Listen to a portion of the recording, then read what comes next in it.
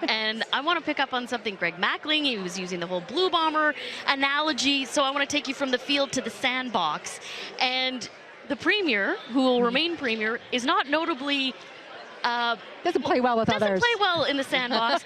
There's been a difficult relationship between Broadway and Main Street, Right. and also between Broadway and Ottawa. That's right. Do we expect that to change? I'm not thinking it's going to, and one of the things that's going on too is the dynamic of we have Kenny, we have Moe, and we have Ford. There's a lovely dynamic that's going on across the prairies and into Ontario, conservative solidarity, as it were, that's going to work perfectly if the Liberals are re-elected in Ottawa.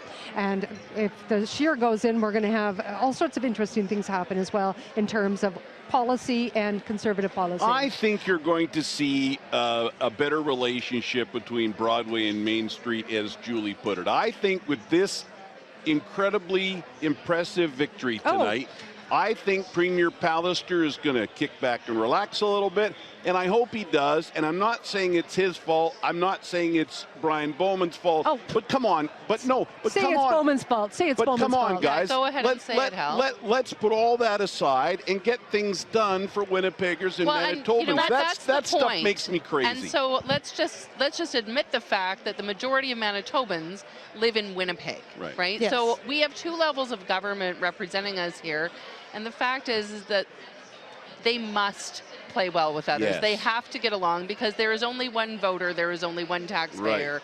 And we expect nothing less from our government. Come on, and maybe get maybe along. it's time to change the people at Main Street, and we'll figure that one out. The first meeting that they had in a couple of years was just before the election call. That's right. So I don't know who you believe, because you say Brian Bowman will say, listen. Brian Bowman will say the premier won't meet with me, and the premier will say something else. And just like whether or not healthcare spending is up or down, or if there's cuts or no cuts, they need a couples counselor. We don't really know. That's what they need. They need a couples you know, counselor. maybe You have one that you're very familiar with. I know a couple. I can set them up. Okay.